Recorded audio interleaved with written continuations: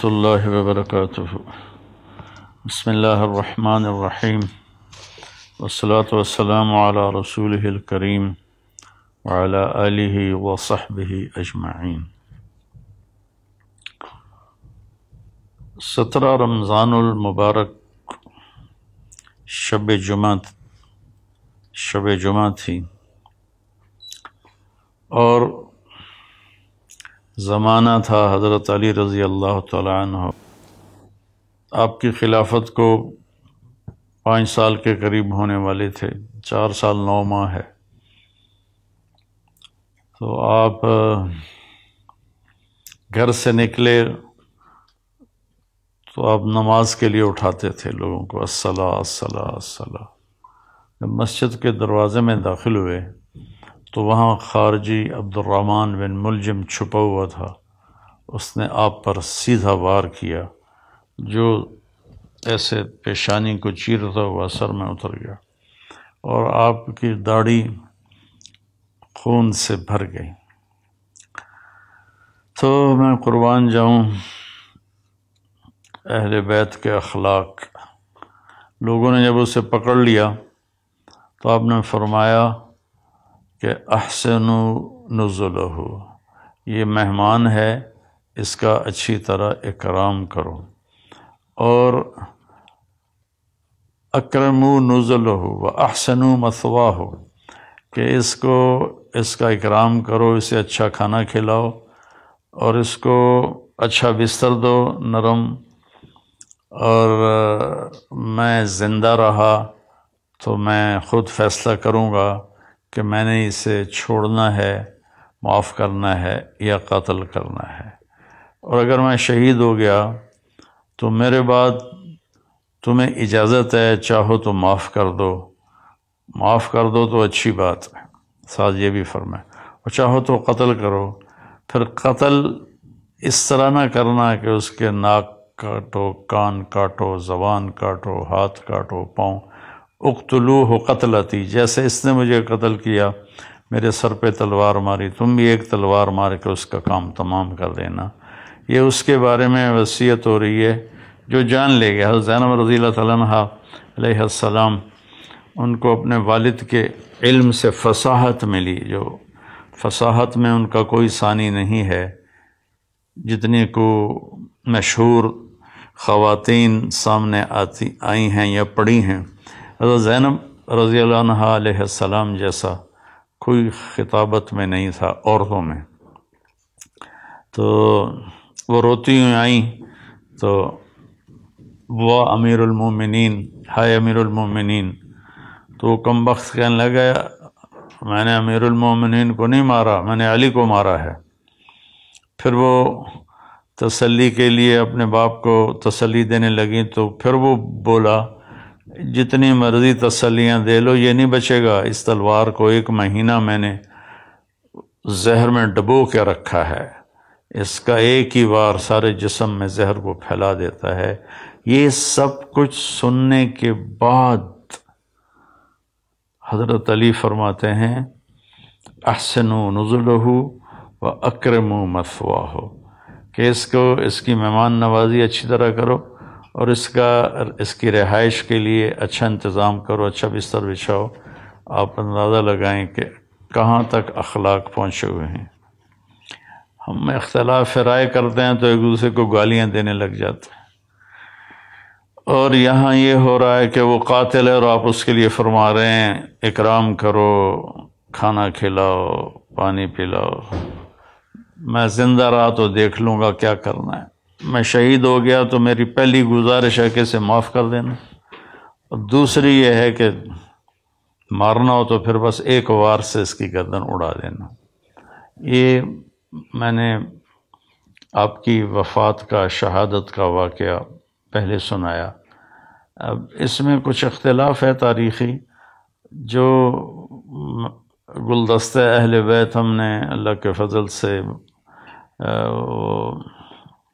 کوشش کر کے تیار کی، اس میں 17 رمضان جمعہ کی صبح آپ کو سر میں زخم لگا، اور 2 دن کے بعد یعنی ہفتہ اور اتوار آپ شدت زخم کتاب نہ لاتے ہوئے آپ نے اتوار کی رات کو جام شہادت نوش کیا، اور پھر پیر کے دن آپ کی تدفین ہوئی، اور آپ کا جنازہ حضرت امام حسن رضی اللہ تعالیٰ عنہ نے پڑھایا، اور آپ کو وہیں دار الامیر المومنین میں دفن کیا گیا۔ یہ تو مختصر آپ کی شہادت کا قصہ ہے۔ یہ سازش کیسے بنی؟ جنگ نہروان ہوئی خارجیوں کے ساتھ آپ کی، تو 3 خارجی، ایک یہ عبد الرحمن بن عوف، ایک مبرک بن عبداللہ التمیمی، اور ایک عامر بن بکر التمیمی، یہ 3 اکٹھے ہوئے کہ نہروان میں جو ہمارے ساتھی قتل ہوئے ان کے بعد تو زندگی کا کوئی مزہ ہی نہیں ہے، اور یہ سارا فساد جو پھیلا ہوا ہے کیوں نہ اس کا کوئی تدارک کریں۔ تو ایک نے ابن ملجم نے کہا میں علی کو قتل کروں گا، مبرک بن عبداللہ نے کہا میں معاویہ کو قتل کروں گا، اور عمر بن بکر نے کہا کہ میں عامر بن عاص کو قتل کروں گا، رضی اللہ تعالیٰ عنہ ورضوا عنہ۔ تو باقی 2 کی زندگی لکھی ہوئی تھی، ایک ہی رات سب نے طے کی تھی، 17 رمضان کی صبح۔ تو اس دن عمر بن عاص رضی اللہ تعالیٰ عنہ بیمار تھے، نماز پڑھانے نہیں آئے، تو ان کی جگہ جو آئے وہ مارے گئے، اور معاویہ رضی اللہ تعالیٰ عنہ پر اس نے وار کیا، تو آپ تھوڑا سا اپنی بیداری میں تھے، دائیں بائیں دیکھتے ہوئے، تو آپ نے اس کے وار کو خطا کر دیا، لیکن کمر مبارک پر تلوار کا زخم لگا، چونکہ تلوار زہر آلود، تینوں کی تلواریں زہر آلود تھیں، تو ان کو زخم تو بہت بڑا لگا، لیکن آہستہ آہستہ اللہ تعالیٰ نے ان کو شفا دے دی اور وہ محفوظ ہوئے۔ تو اس میں عبد الرحمن بن ملجم یہ ہے، یہ جب کوفے آیا تو کوفہ میں خارجی عورت دیکھی تو اس پہ یہ عاشق ہو گیا، اس سے کہا مجھ سے شادی کرو۔ اس نے کہا میری ایک شرط ہے کہ علی کو قتل کرو۔ وہ کہنے لگا میں تو آیا ہی اس کام سے ہوں، لیکن تو پہلے مجھ سے شادی کر لے۔ تو اس نے اس سے شادی کر لی، اور اس کے بعد وہ اپنی اسکیم بناتا رہا۔ حضرت علی رضی اللہ تعالیٰ عنہ کو ان کے ساتھیوں نے کہا یا رسول اللہ کہ یا امیر المومنین، عبد الرحمن بن ملجم آیا ہوا ہے کہ اس کی نیت اچھی نہیں لگتی، تو اجازت ہو تو ہم آپ کا پہرا دیں، آپ اس کو پکڑ لیں۔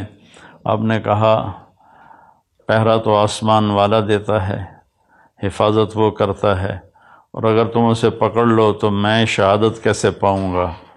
وہ بہت تنگ ہو گئے تھے اپنے ساتھیوں کی بے وفائیوں سے، اور اپنی داڑھی کو یوں پکڑ کے نا کہتے ارے تو کب رنگین ہوگی۔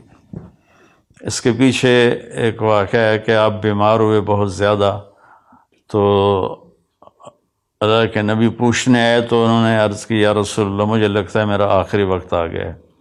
تو آپ نے فرمایا نہیں، تیرا آخری وقت نہیں ہے، تو اس وقت مرے گا جب تیرے سر کے خون سے تیری داڑھی رنگین ہو جائے گی۔ تو ہوئی بھی ایسے، اس نے یہاں تلوار ماری جس نے ماتھے کو بھی پھاڑ دیا اور یہاں تک کھوپڑی کو بھی پھاڑ دیا، تو سارا خون آیا اور داڑھی پہ لگ گیا۔ تو اتنا تنگ ہو گئے تھے زندگی کے آخری ایام میں اپنے ساتھیوں سے کہ بے وفا غدار بہت زیادہ ہو گئے تھے، اور تو آپ نے اپنی داڑھی مبارک کو یوں پکڑتے تھے، پھر کہتے متا تخزب، ارے تو کب تو رنگین ہوگی، تو کب رنگین ہوگی، یہ اس کو بار بار کہتے تھے۔ تو اس اللہ نے آپ کو یہ رتبہ نصیب فرمایا، اور آپ کو غسل دینے والے حضرت عبداللہ بن جعفر طیار کے بیٹے، اور حسن اور حسین دونوں بیٹوں نے، اور جو نماز جنازہ حضرت حسن نے پڑھائی، اور دارالعمارہ میں آپ کی تدفین ہوئی۔ آپ کے 2 بھائی طالب، عقیل، 3 جعفر۔ طالب سب سے بڑے تھے جس پر والد کا نام ابو طالب بنا، اور اس کے بعد تھے عقیل، اور اس کے بعد تھے جعفر جو موتا کی جنگ میں شہید ہوئے، اور حضرت علی رضی اللہ تعالیٰ عنہ سب سے چھوٹے تھے۔ آپ ابتدائی میں اسلام قبول فرما لیا کہ حضرت خدیجہ رضی اللہ تعالیٰ عنہ اور اللہ کا نبی نماز پڑھ رہے تھے، تو آپ اندر آئے تو آپ نے کہا یہ کیا ہے میرے چچا کے بیٹے؟ تو آپ نے کہا بیٹا یہ نماز ہے اور میں اللہ کا نبی ہوں۔ آپ نے اسی وقت کلمہ پڑھ لیا۔ اس وقت آپ کی عمر بعضے کہتے ہیں 8 سال تھی، بعضے کہتے ہیں 10 سال تھی۔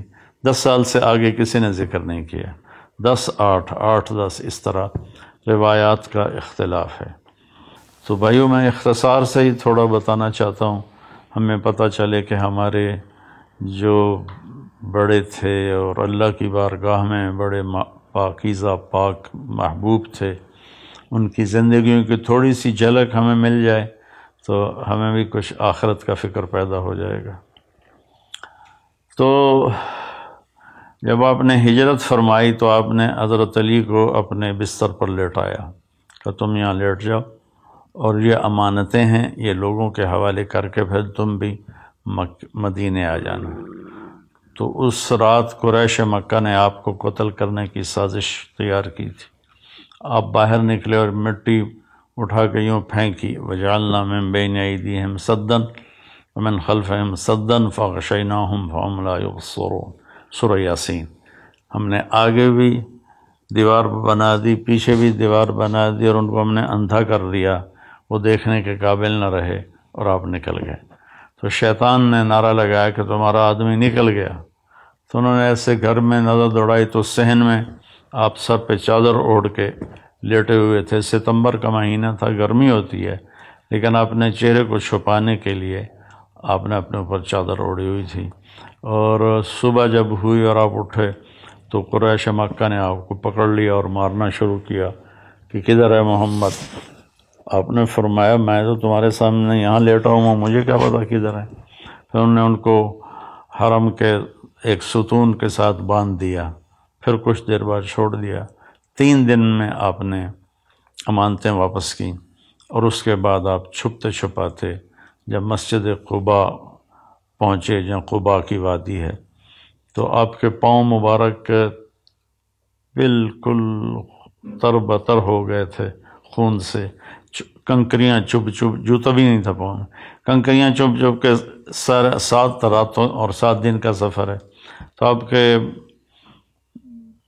پاؤں کے زخم بہت تکلیف دینے لگے۔ تو جب آپ قباء پہنچے تو اللہ کے نبی نے فرمایا علی کو بلاؤ، کہا جی وہ تو چل ہی نہیں سکتے اب۔ پھر آپ خود تشریف لے گئے، ان کے پاؤں کو دیکھا تو آپ رونے لگے۔ پھر آپ نے ایسے اپنا لعاب نکالا اور یوں کر کے لگایا ایک پاؤں پر، اور پھر لعاب دوسرے پاؤں پر، تو ایک دم سارے زخم ٹھیک ہو گئے اور آپ اللہ کے فضل سے شفا یاب ہو گئے۔ جنگ بدر میں آپ نے کیا کیا کہ جب دشمن آمنے سامنے ہوئے تو عتبہ بن ربیعہ اور شیبہ بن ربیعہ اور ولید بن عتبہ، ایک ہی گھر کے 3 آدمی، عتبہ اور شیبہ دونوں بھائی، اور ولید عتبہ کا بیٹا اور عتبہ ربیعہ کا بیٹا، یہ نکلے جنگ میں کہ آیا ہے کوئی ہمارے مقابلے میں۔ تو اللہ کے نبی نے عوف رضی اللہ تعالیٰ عنہ اور معوذ رضی اللہ تعالیٰ عنہ اور حضرت عبداللہ بن رواحہ رضی اللہ تعالیٰ عنہ، ان تینوں کو بھیجا کہ آپ جاؤ اور ان کا مقابلہ کرو۔ جب یہ تینوں آئے تو انہوں نے پوچھا کون لوگ ہو؟ کہا ہم مدینہ والے ہیں۔ کب چلے جاؤ، ہمیں تمہاری ضرورت نہیں ہے۔ پھر کہا یا محمد اخرج الینا اکفاءنا، ہمارے قریشی ہماری طرف بھیجو، ہمارے قبیلے والے ہماری طرف بھیجو۔ اتنا ان پہ نشہ چڑھا ہوا تھا اپنی فتح کا۔ تو آپ نے فرمایا یا حمزہ قم، کہ یا شیبہ قم، یا علی قم، کیونکہ علی چھوٹے تھے نا، حمزہ بھی چچا تھے، شیبہ بھی چچا تھے۔ تو آپ نے کہا قوموا لدینکم. تو یہ تینوں حضرات پیدل چلتے ہوئے آئے. تو عتبہ نے پوچھا کون ہو؟ آپ نے کہا میں حمزہ ہوں بن عبد المطلب. کہا تم کون ہو؟ کہا میں شیبہ بن حارث. تم کون ہو؟ کہا میں علی بن ابی طالب. کہنے اب مقابلہ ٹھیک ہے. تو تینوں نے ایک دوسرے پر وار کیے. تو پہلے ہی وار میں حضرت علی نے ولید کو قتل کر دیا، حضرت حمزہ نے عتبہ کو قتل کر دیا. تو حضرت شیبہ ذرا عمر میں بڑے تھے تو ان کی ٹانگ کاٹ دی اس نے. شیبہ بن ربیعہ، شیبہ نہیں عبید، میں غلط کر رہا ہوں، عبید بن حارث. تو شیبہ تو دوسری طرف تھا کافر. حمزہ، عبید، علی.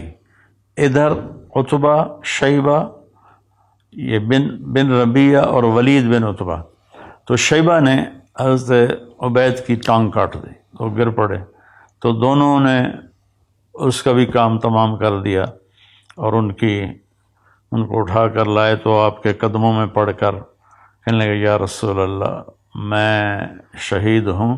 آپ نے کہا بلا ونا علیک شاہد، بے شک تم شہید ہو اور میں اس پہ گواہ ہوں. تو جنگ بدر میں آپ کی شجاعت سب کے سامنے ہے.